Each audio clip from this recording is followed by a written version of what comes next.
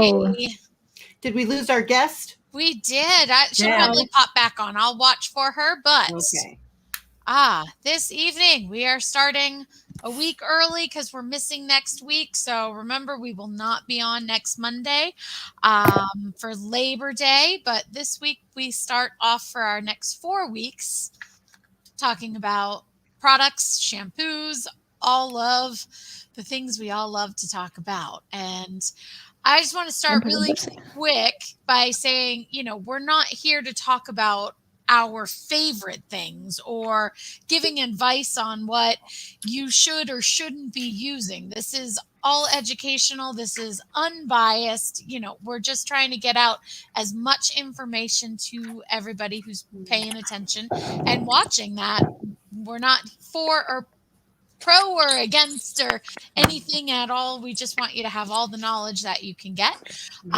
So welcome to the Rumors Cut. All of us, Dara, Michelle, Melissa, and Jennifer. And I will let Michelle, if you want to do an intro. All right. I think Monica is getting her technology together there. Hello, Monica. We will soon see her smiling face. We are honored and privileged to have Monique Van de Ven with us. Special guest skated in at the last moment. Yes. The lovely Monique. Wow. She is the head of the ISB school in Italy. It's so long, we would take up an hour saying, she's an artist. She paints. She knows several languages, and she is my most treasured mentor from way back in the day when it comes to spa treatments. So our lovely topics today are we're going to talk about ingredients and why they're important, why it's more important to know the ingredients of your shampoo than it is to know which one is the best shampoo. Yes. And Monique, before you answer that question, are you in Italy right now? I just arrived. Wow. Just how cool is that? Thank you for joining us. This is absolutely wonderful. Great honor. Great honor. Well, it's Michelle who asked me to do it, and I got my my countings wrong of 10 hours of difference. Mm-hmm. So here I find myself arriving at 12 o'clock in Florence. And it's morning, very wee early morning time for her. Yes. Yes. So, we won't keep you long, but we definitely want to hear what you have your thoughts on ingredients. My thoughts on ingredients. For much too long time, we have been bothered. Sorry for my English, first of all. We have been bothered with products that has been under a story of degreasing animals, as animals should be degreased. This is one of the things that I found. Then there was a long time that everybody was having all this fantastic shampoos, wonderful smells, mixed with alcohols, mixed to degrease the animals and washing them 2 times, 3 times with the shampoo. I was trained like that as well in Holland long time ago. And they said you have to wash twice.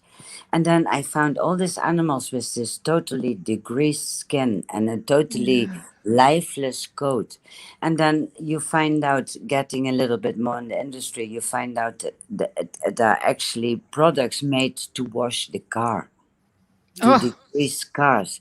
They put a sticker on top and they say it's for animals. And that has been for long years, what people wash their dog with. And so the ingredients nowadays, it has been so uplifted lately. Especially, I would say, the last 20 years, people have become very much aware for themselves, but especially for animals, as people seem to think that animals come from another planet. Look what he does. Look, oh wow, how does he know that? Like they're not from our planet at all. So they do not understand hygiene at all. And this is one of the big problems. So ingredients, yes, very important. The first thing you look at is the alcohol inside. Okay. Mhm. And what should we be looking for with that? The amount or Well, normally on a label it says the first things that it says is what most is in a product. what most, right? And then it goes little by little. What is the last on the raw is the less amount of product inside or amount of combination inside. So it's quite easy in this world to say, "Oh, I've got panthenol inside. I've got fantastic panthenol inside," and then you look in the ingredient list, which actually is not even necessary to write upon the animal's products. There is no law that says that to do that. Mhm. Mhm. Yeah, so thank you to Yves Saint Bernard for doing that. But Mhm. Yeah, tell, do you, when you say alkalinity, you mean the pH? Do And you she says think that alcohol.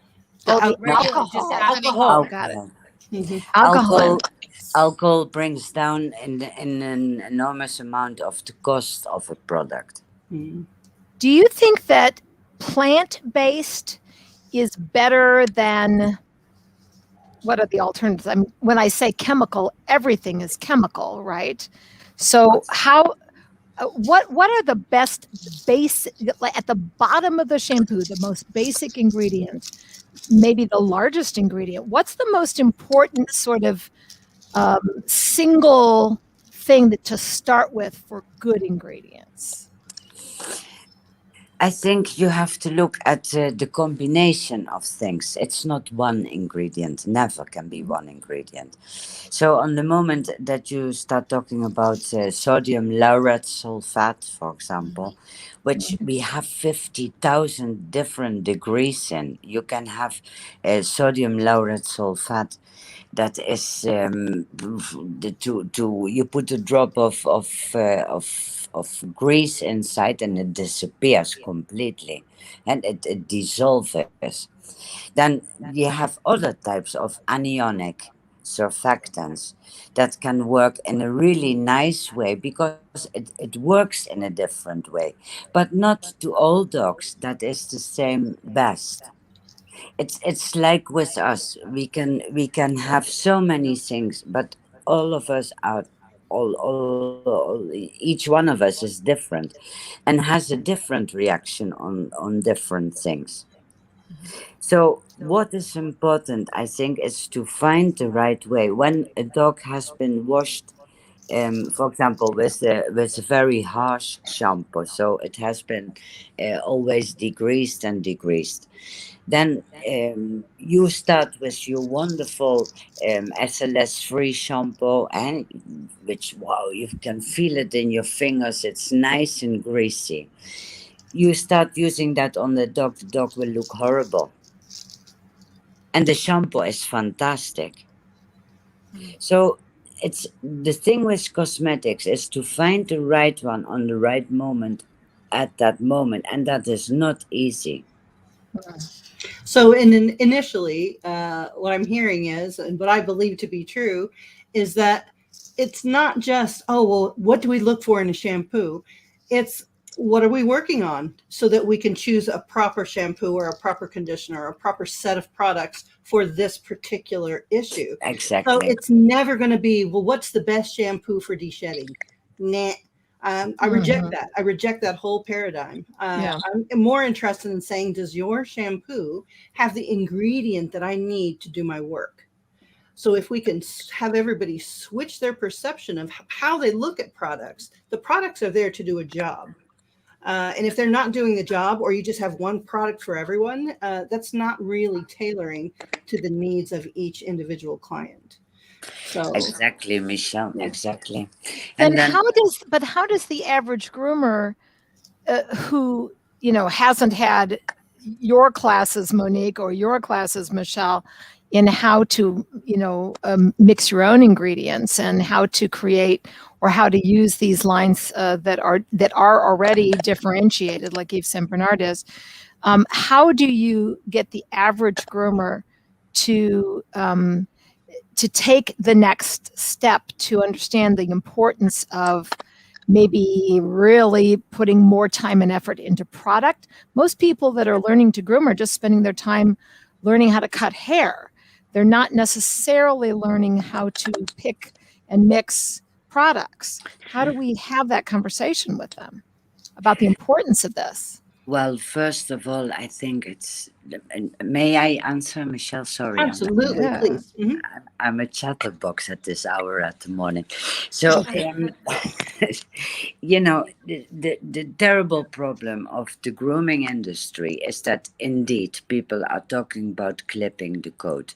Well, that's the last thing you have to know, because if you really know how to prepare your coat well, that means that you are educated on how the skin works and why the skin does certain things. If you know that, it becomes so much easier to become a good groomer. Grooming is not clipping. Grooming is organizing the coat. Mm-hmm. And if we organize the coat, then you have to find out what healthy hair looks like. Because I'm so sorry to say, many people do not even know what healthy hair looks like. Can you describe, because I've actually read in some veterinary dermatological books that skin and coat hair is really a very big clue to vets as to what is a healthy dog or what is not. Is there a verbal description that you can give us about what would in general be a healthier coat just by looking or Yes. touching Yes, and by smelling, you use and by all your smelling? senses. A healthy coat is a coat that has a fabulous color. The primary hair is shiny. The secondary hair lies underneath and does the job of lifting up the coat in a medium coat, for example. On a short-coated dog, you should see the point, not too needly, but you should see it nice and round and smooth. On a long coat, you should see the hair that is falling down doing the job of what it should do. And then for all, it's the smell. When you touch a healthy coat, it's so soothing. It helps in your hands to have a better skin even. Then you look at the dog and you see that shiny, beautiful coat. You touch it and it's alive. It's not dry. It's not frizzy. It doesn't come up because of statics.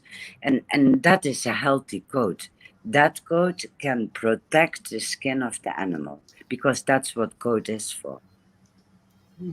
Amen. Amen. Yes, yes. So Yeah. washing a dog is never only with a shampoo. And it doesn't matter if it's in surfactant that dissolves the greases. It doesn't matter if it's a surfactant that makes it water soluble, and that makes greases, dirt, water soluble, which is a nice way to wash.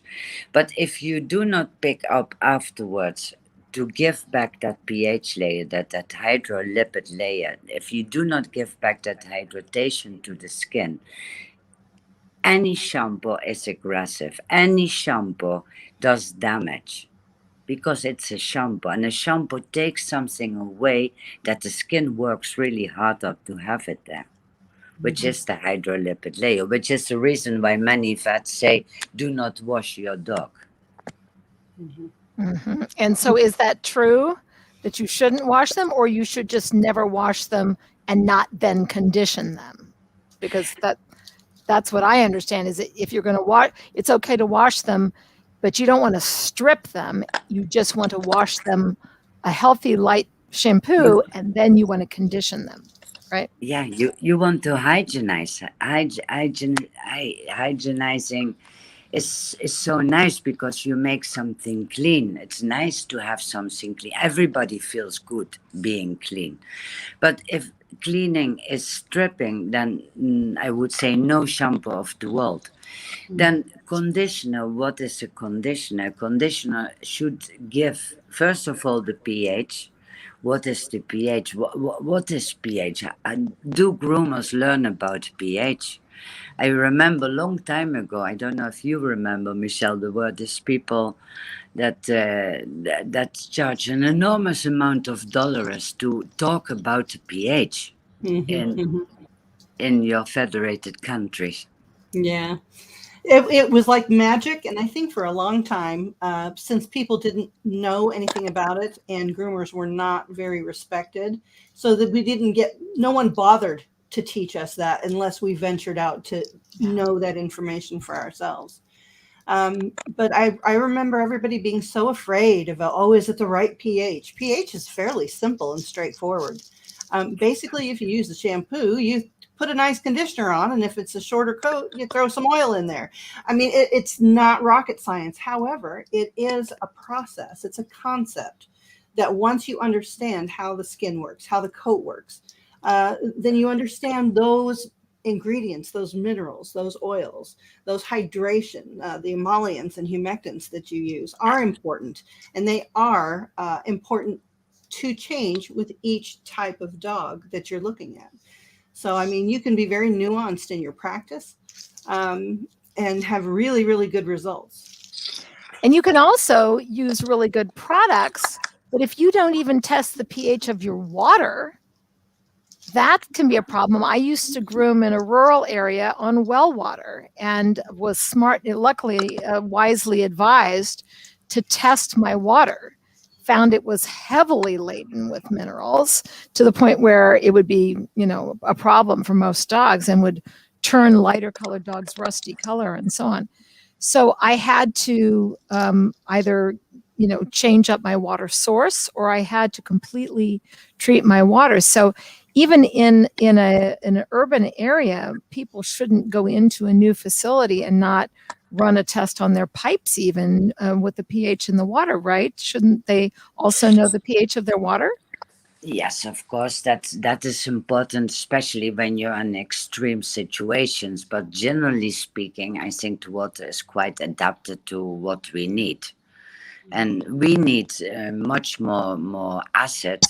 Our skin needs more acid because we produce much more acid in our skin, and the dogs not so much.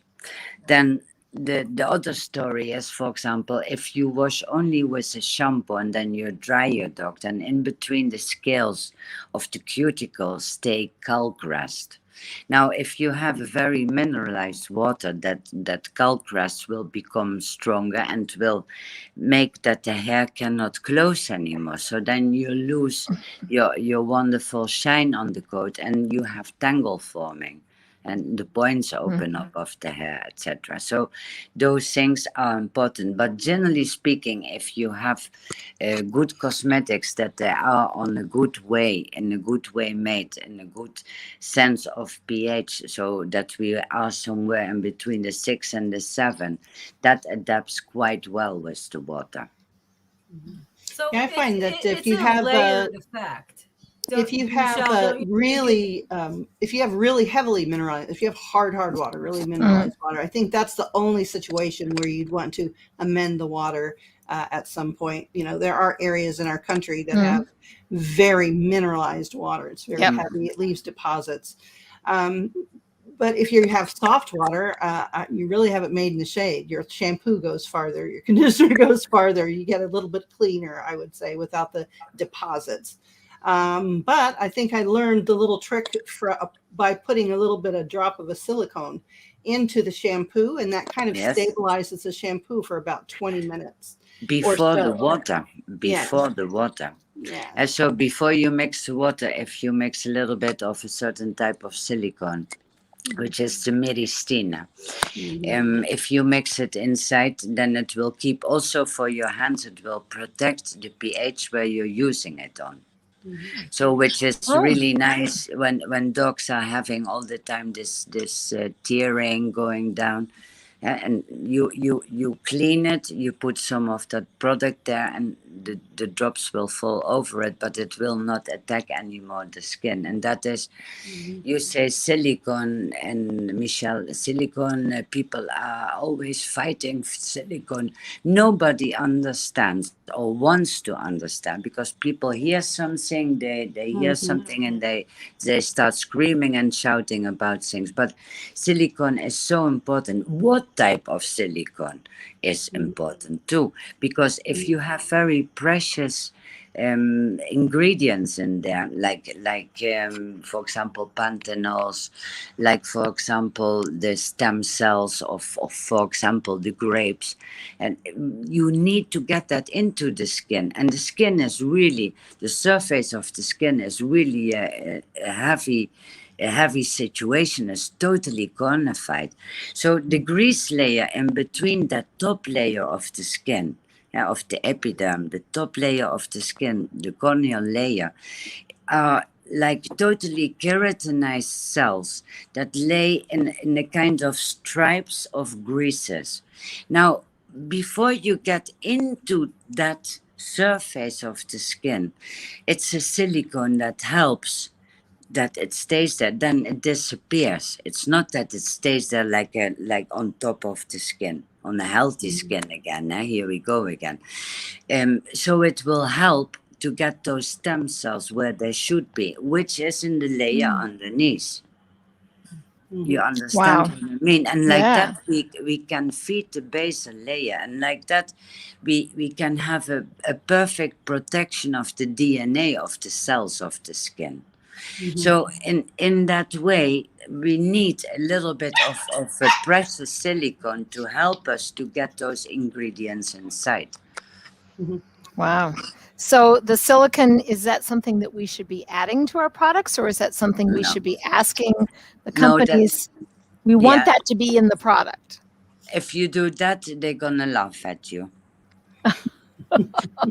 Because generally speaking, it is already in the products where it absolutely needs to be. And then that is where again we go into the jungle.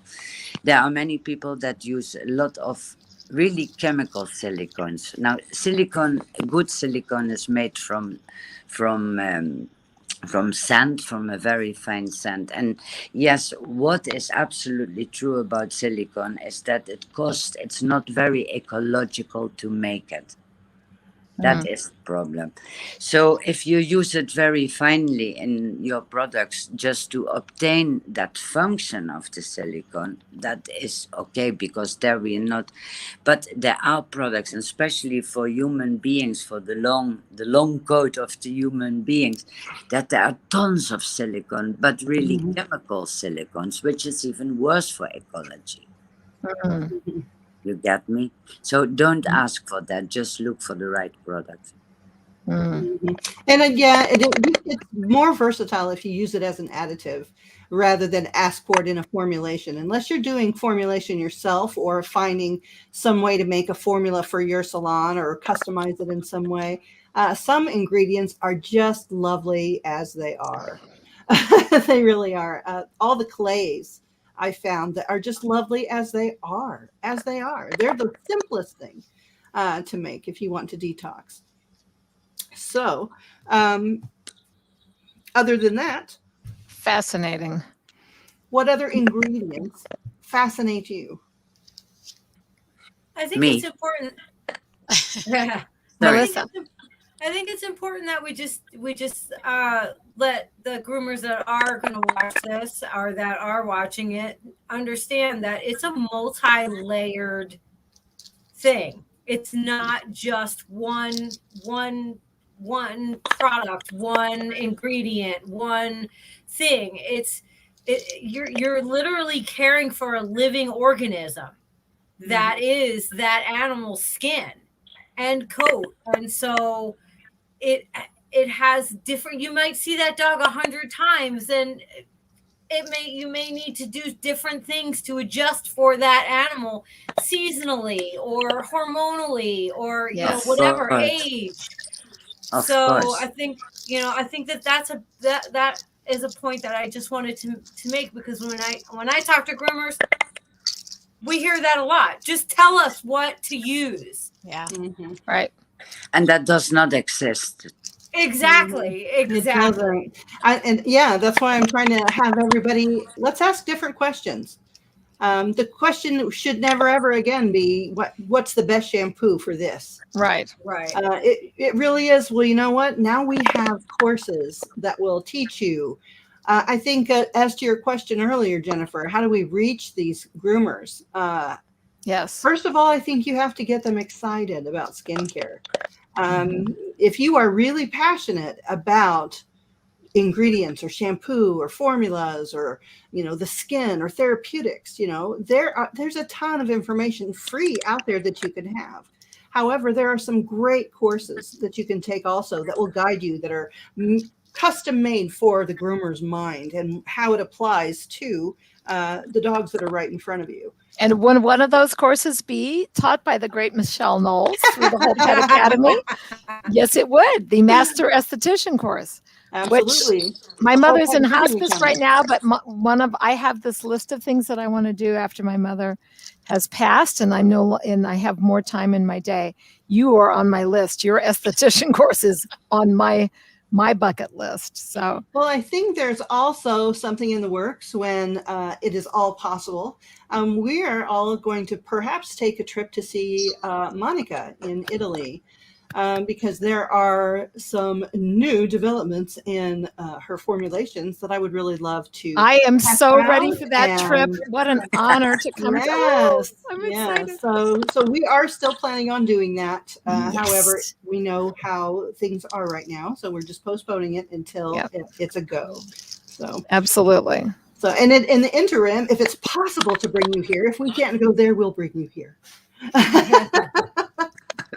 So when the average groomer who doesn't have enough time to mix their own products wants to go and ask questions of a manufacturer, and that's why I always tell people that Yves Saint Bernard is the best, because at least they've begun publishing ingredients, training people in the science of skin and coat, differentiating their products for different issues. But if you are not, if you're just a groomer that's just shopping and they're just looking at, and all they do is test fragrance, that drives me crazy. Monica, maybe you could say something about the fragrance issue, because it seems to me when I go to trade shows and I see groomers going up and down the aisles, they're just taking a smell and going, I guess I like this one. Right. And then they take it home and use it on everybody. Yes. I always love that, because that's something that you don't think about. If you have a whole bunch of perfumes, then you will say, "Oh, I love that one," and Michelle will say, "Oh, that drives me crazy," and the lady next door will say, "Oh, I love that one," and everybody has our noses are so how do you say that the function of our nose is They so hold little. memory. Mm-hmm. Compared to a dog, which has 100,000 to 1,000,000 times more olfactory sense than humans do, depending on the breed of dog. Yes, because you've got the specialist in the nose as well. Yes. Those hunting dogs, they're absolutely specialists in their noses. Other But dogs, if you're not putting a so lot much. of perfume in a shampoo or a conditioner, isn't that like, I read one veterinarian wrote a book called, Patty McConnell wrote she's a vet, wrote a book called The Other End of the Leash, where she talked about what dogs experience. And one of the things she talked about was the putting of fragrances and perfumes on them. It's like dropping an atom bomb on them, because they're so much more sensitive. Yeah, but you see, we make a lot of perfumes. We were the first ones to make them on a water base. So never on an alcohol base. And I think one of the biggest problems is the combination of fragrances with alcohol, because that irritates the mucus. They start and they hate it, and they stay away from it. Now, if you do not mix with alcohol, but you mix, for example, with oil, then the mucus will not get irritated, and there will be no problem for a dog. And then, of course, how much do you put on it? If you can smell it like crazy, that is much too strong for a dog. So yeah, it's this thing that people walk around and they go with the finger in the shampoo. So, oh yeah, that is nice shampoo.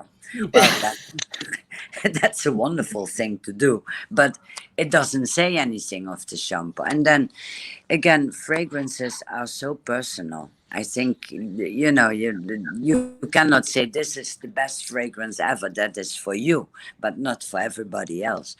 Dogs, as long as it's not mixed with alcohol, they can quite clearly handle it. Because if the mix is not with alcohol, it will not stay for a long time. Because and just when you move there, you maybe get a little tuft of it, but it's not that you have a walking orange or walking banana on four legs. No, that is not correct. That is absolutely not correct.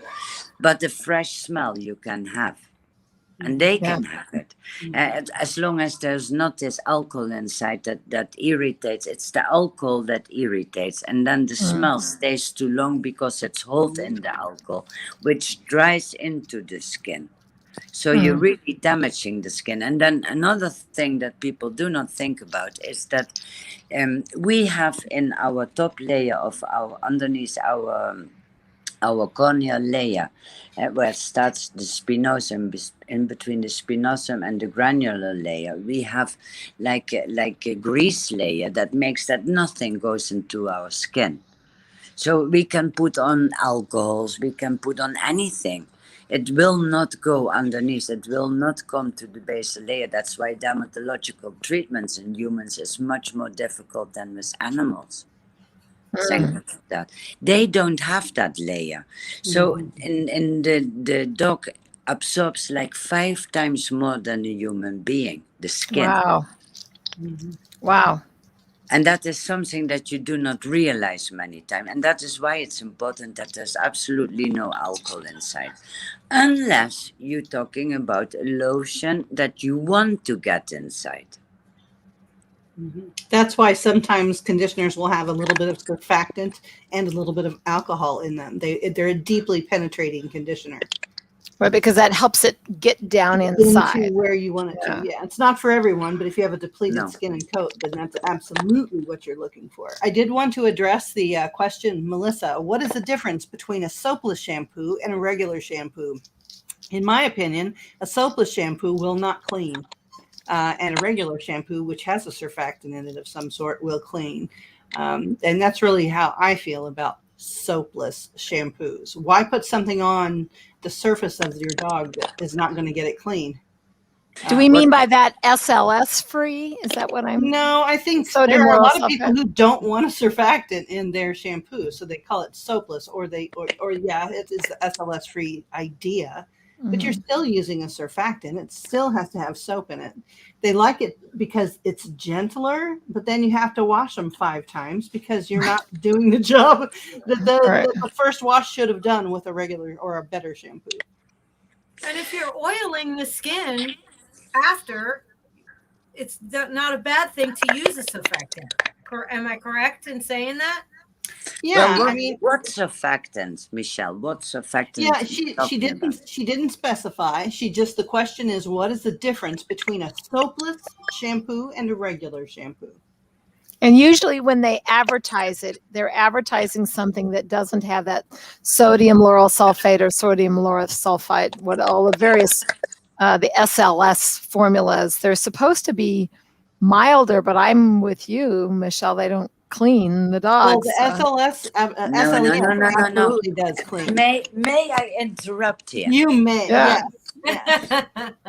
Because that's not true. It's how you use it. It's much difficult, much more difficult to use. For example, if you use a non-anionic surfactant, because we have anionic, non-anionic, cationic, and zwitteronic surfactants, right? They all have their way of doing what they should do. So if I work with a non-anionic surfactant, I will have that the skin, that the micelles, I always think about you, the micelles, that's a tail and a head. And depending what type of surfactant, the tail will stay on the surface and the head will be inside. Now, generally speaking, an anionic surfactant leaves a negative charge on the surface. And that's why we use a cationic surfactant, balsam, to give back the positive charge. So negative and positive, no charge at all. Okay. Now, in the non-anionic shampoos, what it will just adapt to what is there already. So if the dog is wrongly washed, then you will not have a good result. If the dog is correctly washed, you will have a good result, because it simply prepares the greases and the dirt. So the hydrolipid layer that lays on the surface, it prepares it so the water can wash it away. If not, the water cannot wash it away. But it's a different way of washing. It doesn't foam, it doesn't, but it does clean. I like a good SLES cleaner. I like it. I like it a lot. One good bath. And then you use very little and water it down, or use just a drop of oil in it to make it gentle. And I'm happy with that. It doesn't waste time, because I understand. I'm one to add a step. I will add a step if I have to. I'll add 3 steps if I have to. But if I don't have to add a step and I can take some away, in the long run, we're working, but we do want to get paid for our work. So if you're just taking all day and all you've done is 3 dogs, that you're not going to be able to do what you do. No, that's not. So you're going to have to really compact how you use your product, where you can take a shortcut and where you can't. And that does come with learning a little bit of knowledge about how ingredients work, how the skin works, and how they work together when you're bathing. So yes, I recommend classes for everyone. Absolutely. Take a short class, just learn about ingredients, or just learn about the anatomy of the skin and how the processes of the oils and the hormones and the pheromones work on the skin. And then, of course, Jennifer has the lovely course on the different coat types, the hair types. Each one absolutely functions in its own unique way. So all these little pieces lay on top of one another, all these layers of knowledge. And then when you get to a certain point, you really blossom like a flower. You're like, okay, so I have this dog in front of me and I know all these things, and your mind will start automatically going, well, this is what I would want to do for a detox. This is what I want to do for a cleanse. This is what I want to do to condition. And I know how often to do it. So I recommend education for everyone. I'm going to show something to Monique. The absolute future of grooming is skincare. It is absolutely skincare. No longer can we just sit around and say, okay, the haircut's more important than the skin, because 90% of the dogs that we see in our salons are just pets. That beautiful 10% of well-maintained show dogs and exhibition dogs, solidly bred, beautifully kept, on the table every day, and they love it. We're not talking about them. They're taken care of. But the huge body of pets that we groom across the world every day in regular salons are the ones that need us the most. Not the ones that are paid attention to every day and every hair has to be in place and they have a well-regulated routine. So it's those 90% of Lhasa Shih Tzus and the Pomskis and the little Muttleys and the Doodles that really need our care, because we have a discerning eye where we can look at their skin and say, this is more like a long coat. I'm going to treat it like a long coat. This is more like a double coat. So I'm going to change up my routine here and give it a little bit more minerals. So little nuances like that will make you look like magic. It makes you look knowledgeable, and it makes your dogs look like they've been just a magician has groomed them, because your coats will be shinier, your dogs will be healthier. They'll love coming in because it feels so good to be clean. Yeah, absolutely. Can I show Monica my poster? Absolutely. I want to Monica, show check this out. Monica, I want you to see this that I came up with after studying at Michelle's feet and indirectly there for yours. I took this is what I've created. Okay, so it's in the purple here. You can see these are 15 different It's grooming upside down, Jennifer. types. Oops. Yep, you're right. 15 different grooming types in the light purple. Yeah. But you'll recognize this, that your short, medium, and long in the orange here. Yeah.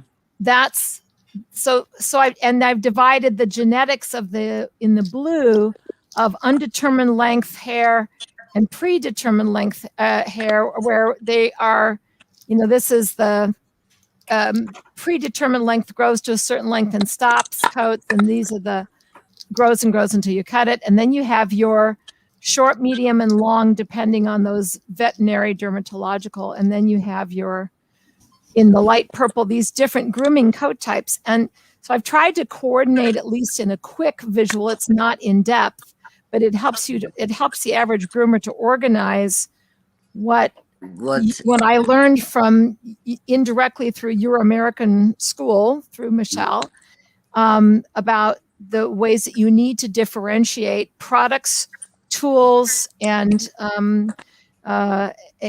your methodology per each dog that is in front of you. And I've tried to create some good, quick visual organization around that. And then I hope Michelle means what she said, that she's going to take some of her amazing expertise and add an esthetician layer onto we're going to this. do a therapeutic overlay to this. So it's in the same format so that they understand how that correlates with product use or what they need to be healthy in their own respect. And maybe they like that they can see quite easily that it can make it more clear why.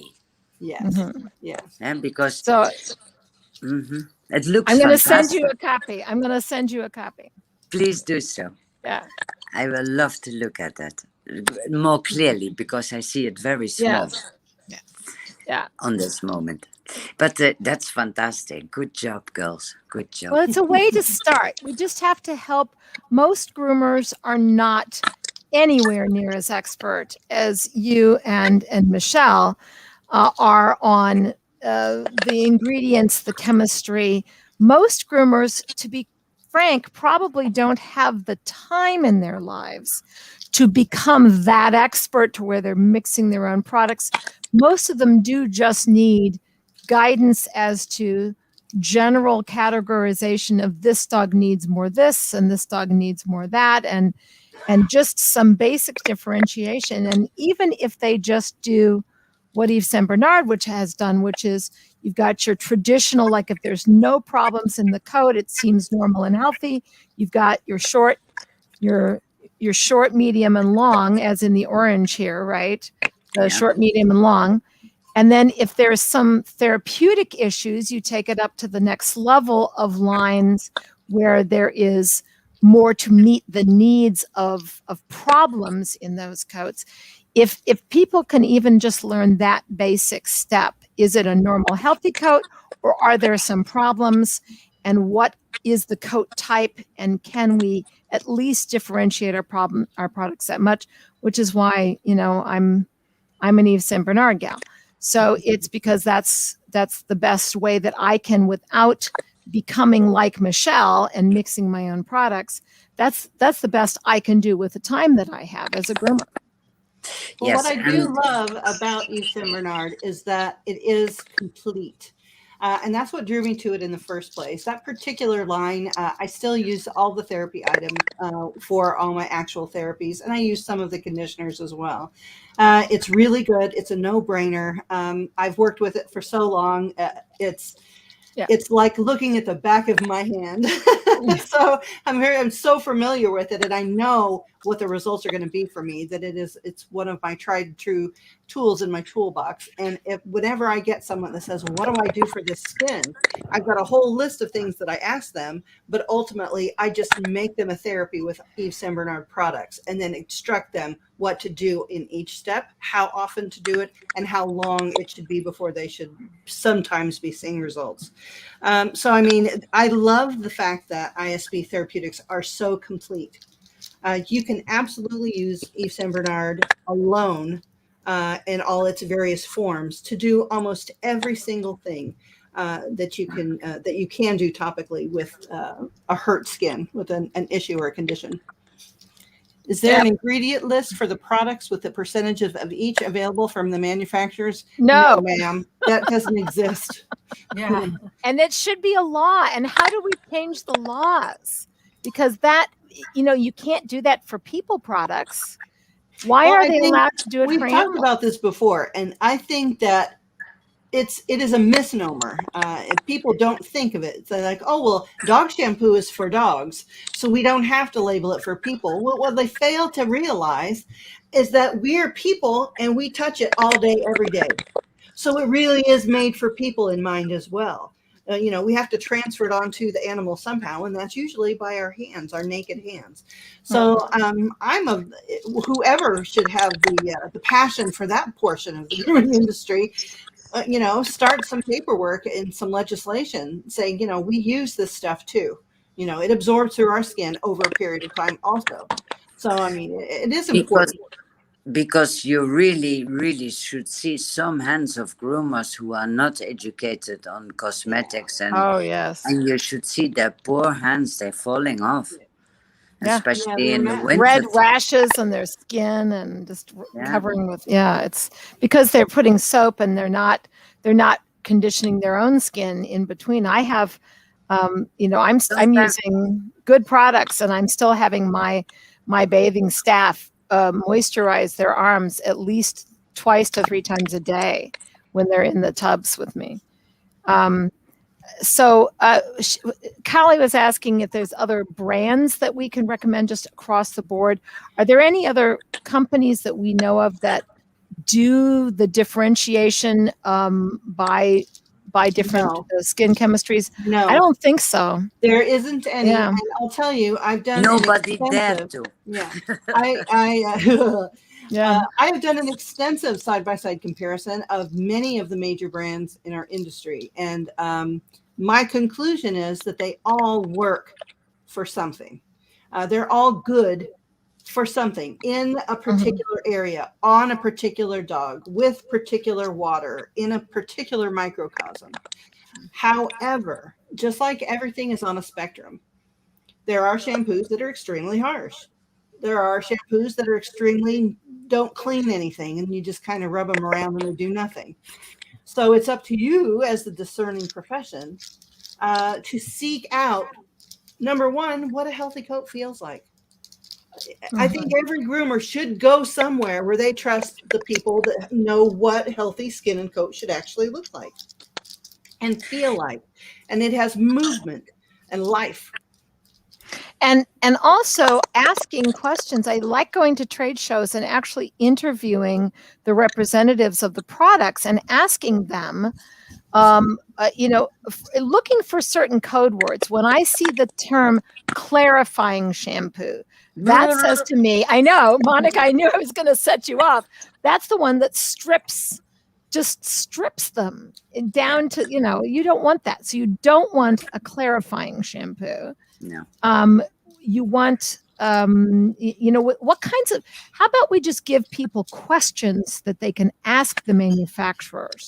Like what percentage what's your surfactant? And I think that would be helpful to ask what exactly the surfactant is in their cleanser and what makes their conditioner a conditioner.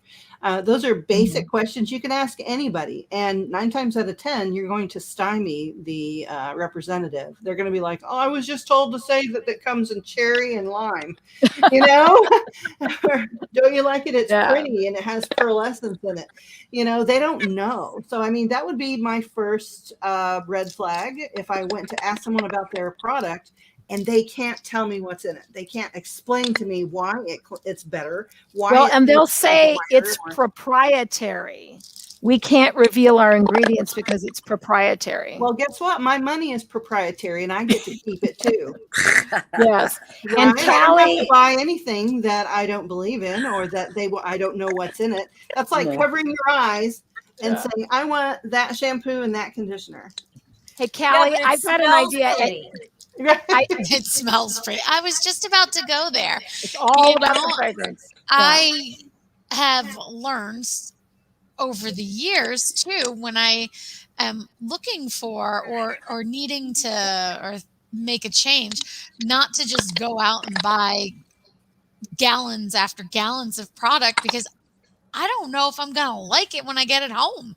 Just because I like it, or it smells good or whatever at the shop or at the Mhm. expo, does not mean it's going to work at the shop. And I have done that in the past, and having moved frequently in New Hampshire with all different water types, I've had to change shampoos because bringing a shampoo line to another part of the state has changed what that shampoo that I was previously using could and wasn't doing or being as effective anymore. Yeah. So it's every move is a trial and error too, to be able to refine a shampoo or a product line that's going to work. And I have found I used to be a full, I'm going to use everything that this company has to offer. I want it all. I want to stick with the same company. And I can't, because they don't all do the same thing that we need it to do. So I pick and choose now based on how it's working for the general population of our customer base. I don't know if that's right or wrong, but that's just how. It's probably agree. more enlightened than just sticking with a brand. But Yeah. Callie asked about doing workshops and clinics in my place. Yes, I'm in Chicago, and since I'm in the middle of the U.S. in a major airport city, I propose that when we bring Monica to the United States, that we bring her to Chicago, which is in a major city, major airport, and I have a large shop that would hold 100 people with folding chairs, and we could do a class. I'm all over this idea.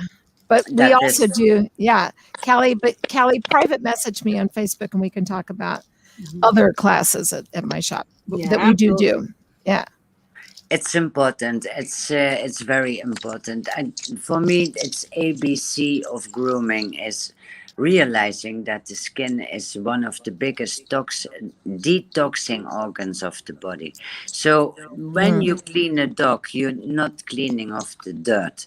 What is dirt?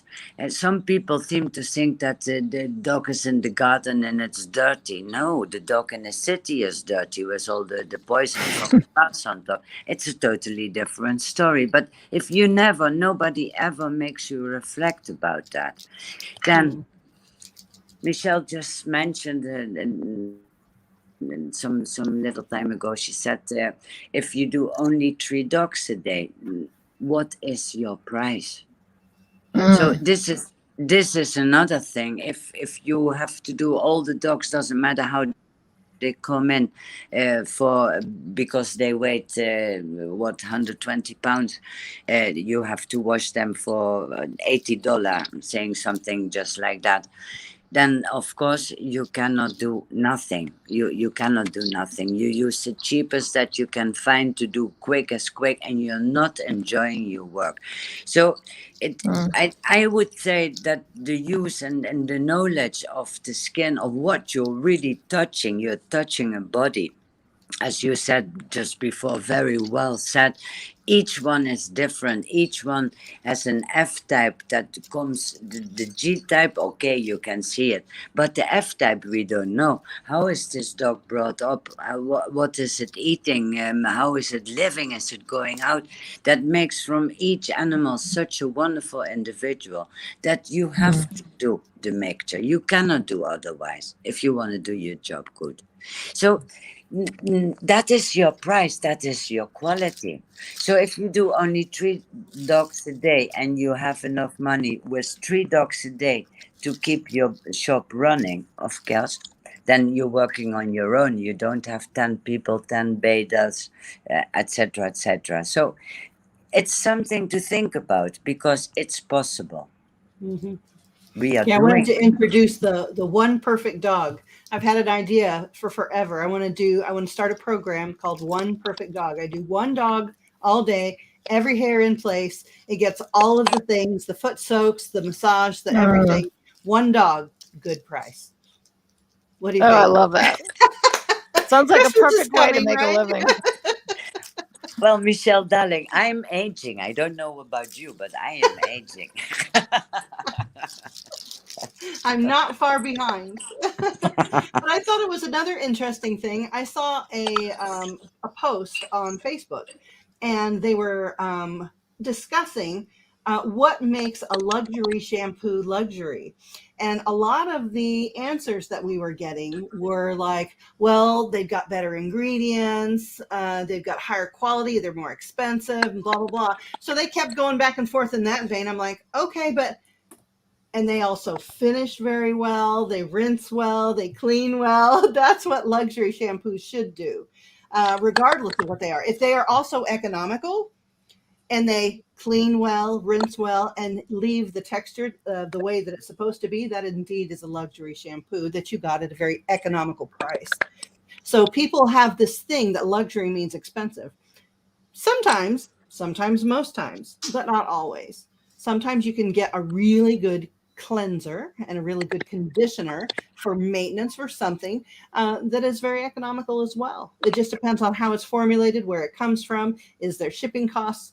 So, I mean, luxury shampoo has to be a concept, not just a financial transaction. Exactly. And then luxury many times is also about the bottle, what the whole publicity is on the back of it. Marketing. And that is where the price is up. Yes. And everybody should see. Kat has posted in our comments. We love my friend Kat. That it is possible. She only does 4 to 5 dogs a day. She has a wonderful shop, a wonderful practice in Belleville, Illinois. She's charging a bigger price than I do in my suburban Chicago shop, and she's getting it because she's doing magnificent work. And everybody's getting top treatment, and Yeah, she's Cat charging. provides a Yep, 100% yep, hands-on, all-around treatment. Whatever the dog yep, needs, that is what they Yeah. get, and she treats them like little baby angels. She is so fantastic. yep, I've had the pleasure of visiting her at her salon before she made the move, and yep, yeah, she's something else. She really does it. She is really doing therapeutics. yep. Amen to you. Love you, Kat. I get. And that is fantastic because in the end of the day, yes, you're tired, but you have a good feeling about what you have done. And that is very important. That Mhm, is so Yep. important. mhm, And if more groomers would stop thinking about the way I'm going to make more money is to just become assembly line and get as many dogs out as quickly as possible, still charging, as most groomers do in the United States, way too little for their skill. mhm, Um, Start actually taking these classes, charging more, offering these products, offering these therapeutics, become an esthetician, take Michelle's class, and then actually start charging and do work less, charge more. People will come, and you'll feel so much better about. That's what I'm moving for as I'm retiring. As I move toward retirement, that is more and more what I'm working to become. Yeah, but in the end of the day, if you bring your dog somewhere and your dog comes back, he feels happy, he smiles, his eyes are shiny, he looks beautiful, he doesn't scratch, he has no problem. Then it rains, and the dog doesn't smell bad at all. The house doesn't stink anymore. You know, how nice is that? You can Yeah, enjoy living with your yeah, dog, and we make that possible. So mhm, that's a goal. That's a mhm. goal. Absolutely. it's a Yeah, good and one. with therapeutics, as you get more and more experience, um, you really do make a difference. And there will be cases that you can't fix, that for whatever reason the immune system is all the way broken, through no fault of your own. Just sometimes it's where they're at when you meet them. There will be cases that you can't fix, but you will be able to fix and heal probably a good 90% of your clientele, whereas before you were healing none of them.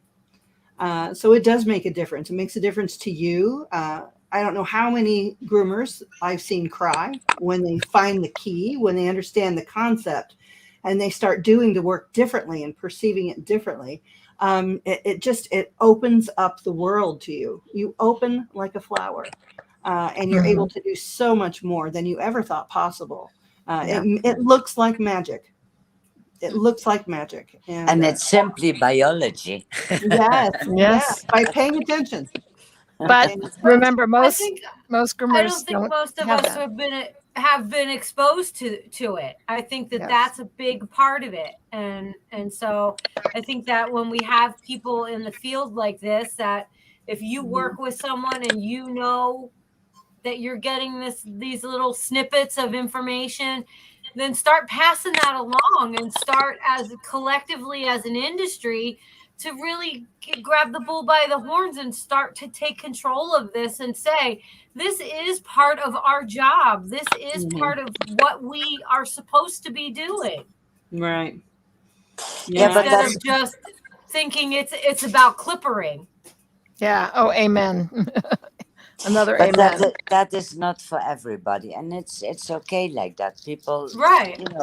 some people, but also because many owners do not realize that clipping is not going to a groomer. A groomer should be a little bit more than just a clipping thing, right?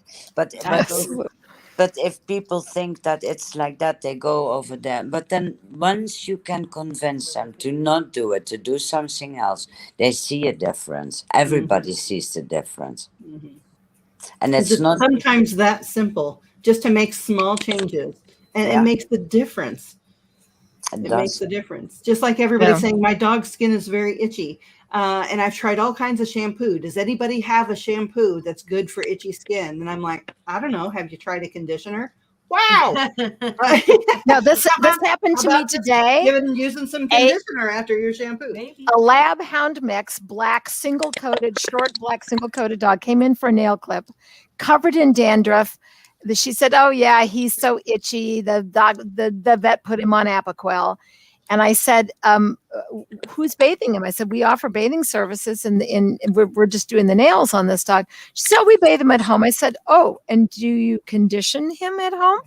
And she said, "No, was I supposed to?" And I'm looking at this dog, black dog, covered in dandruff, who's so itchy that they've gone to the vet and paid to put him on Apoquel.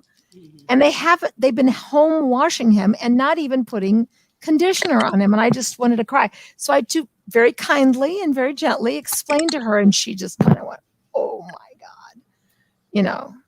Yeah. Even if he would just oil, if she would oil him in between. I spritzed some stuff right on the dog right then and there. So yeah. So just people need to know. And that's one of the reasons why we published the Master Groomer Council of Best Practices, because this document can then be given to clients, not only for other groomers to read what we decided is the best practices by vote, but so that clients can understand a little bit of behind the scenes. Why do we ask those questions? Why is it important to know about skin? Why is it important that my dog's a pug, but my neighbor has a poodle? And why do they get treated differently, and they get charged differently, and they need different things? Well, they're different. Once the client is educated, they will ask better. They're different. They will ask better questions, and they will understand better, and they will start demanding people who practice with these best practices. When they understand, oh, well, it says here that we're supposed to condition. Do you use conditioner? No, we don't use conditioner, and we bathe 3 times. Well, then I'll make my appointment somewhere else. You know what I mean? If they are a well-educated client, they're going to seek out those better establishments that have some knowledge, have some certifications, are hungry and passionate about what they do. I think is the key to winning the future. Amen to that. People love their dog. people love that dog. And then I think in the States you have another problem. If you don't mind that I mention that, all dogs are spayed. Nearly all dogs are Oh, spayed, yes. and that Spayed is and neutered. Spayed and yeah. neutered. It does change their skin and coat issues, Well, especially of spaying course, the females. Yeah, it does. of course, and the males what Mhm. it does. And but it's something I don't know why in such an enormous amount has been done, and seemingly it's the right thing to do, but on the coat, on the skin, you see the difference. Mhm. And Well, skin issues, I think a lot of things probably should be revisited and reworked in this world. Yeah, absolutely.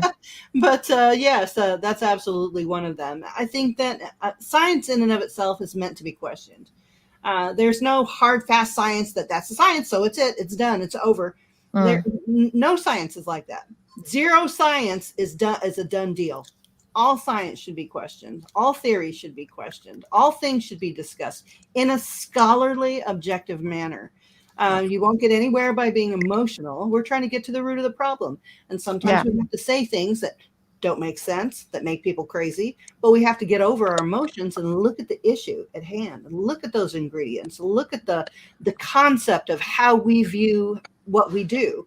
And once we start changing and opening up our mind a little bit and looking at things we didn't look at before, sometimes you get a really nice result, a really good answer, a really good education, a really good friend. And the world will open up for you. I'm Absolutely. going to take that last part of the show, just record that last little snippet you just did, Michelle, and then can I turn it into a commercial? Sure. It's perfect. I got to plug one other thing before we wrap it up. Yes. But Monica, I hope that we can seriously talk about you coming here and us coming there. we You can are- seriously talk. I've Yes. never met you other than this thing today, but just through Michelle and through other people, I've just come to so admire you. I cannot thank you enough for the contributions that you have made to our industry worldwide, to your voice, to the incredible way you have transformed the lives of so many dogs because you have done such good, careful work. I'm just in awe of you. Thank you so much. Thank you for your kind words, but it's really because I love what I do. Yes. We're very blessed. One more plug. Everybody vote for Melissa Contadiner and the Barkley Honors. Yes. Melissa Contadiner, up and coming speaker of the year. My vote. My vote too. Thank you. All the way from Europe. That's right. Thank you. Yes. Well, thank you so much for joining us. It was an honor sitting here. Yes, just a listening. pleasure. It's amazing. Yes. Thank you. And Thank you for inviting. Thank you so much, dear friend. I miss your face, and I hope to see you soon. So now I can go and sleep. Yes. Yes. In your time zone on the other side of the earth. Yes. It's like 3:30 in the morning there. Oh my gosh. No, Bless thank you. you, Bless thank you. you Bless so you. much. much, Yes, Monica. thank It you was so my much. pleasure. And worse. Thank you. Thank you. See Thank you you. soon. Hear you soon. And keep up the good work, please. Absolutely. Thank you. Thank you. Bye for now. Bye, Money. Bye. There. All Oh, right. wow. Wow. What a coup getting. Yeah. Thank you, That was Michelle. awesome. Yes, You just Michelle. got us the guest star of the century. Oh my Yeah. God. She is truly amazing. I learned so much from her, and it was an interesting experience. Let me tell you, Oh, there's God. no one like Monique Van de Ven. Yeah, she's- Clearly. She's truly an incredible lady. Yeah. But we have a really good American clone named Michelle Knowles. who's- Yeah. Yes. At least she's closer. That's amazing. All right. So We got some just- nice thank yous from our chat room too. Yes. You're welcome, everybody. Just remember, we won't be here next week. We'll see you in 2 weeks to continue this. And so our up and coming topics. Hold on, give me 2 seconds here. I didn't want to. Well, by the time that we see each other next, Melissa and I will have been in Hershey together, Yes, yes. and hopefully everybody is going to find their Barkley Honors ballots and vote for Melissa for up and coming Speaker of the Year, because Thank you. you are the up and coming Speaker of the Year. Thank you so much, you guys.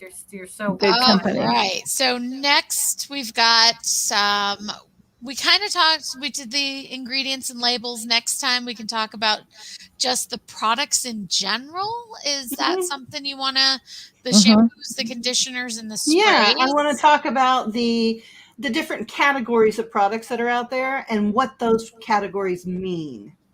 Yes. And why I divide them into those categories. Okay. There's a method to the madness. All right. And then I've got for the next one after that, we'll do muds, masks, and mixology. Yay! All right. I'm sorry, And then, but I'm doing the DIY summit on Sunday and Monday, so that's all my jam, and that's awesome. because my soulmate Michelle, when I met her, I was like, "What? This is like amazing! This woman speaks my language," and so that's like a huge thing for me. all right. I've So been trying you to buy a ticket to that. I have to get on the horn. Oh my gosh! Sounds like fun. And then, maybe Need to you'll have you come do in it with with me. Melissa, you'll have to tell us a story about why you are the oily groomer. that'll come with Because- that. Yeah. Because oil is life. Oil is and life. Yeah. you cannot, your body needs oil, and the animals need oil. I can do the preface for that if you like. Go ahead. Yes. Yeah. All right. And then to wrap out our month, we are going to talk about storage of these products. Oh my gosh, yes. I just had to throw out a whole brand new jar of Yves Saint Bernard conditioner because one of my staff members left the lid off overnight. I don't even know what that means. I can't even process that right now. Yeah, that's upsetting to say the least. I wanted to take the cost of replacing it out of the tip pool, but oh my God. Yep, so that's a big one. I didn't have that in there until just recent, and I thought about it. I'm like, you know what? We get asked Storage, a lot about what to do, how to store it, so we're going to talk about that. And, Yeah. All right, Sounds ladies, we're wrapping this up tonight. Happy Labor Day weekend next weekend, everybody. Happy Labor Day weekend, and have a good hopefully a lot of you are taking a 3-day, and we'll see you in 2 weeks. All right. Or in Hershey sooner. Hopefully. Yeah, Yes. we'll be in Hershey soon too. Yeah.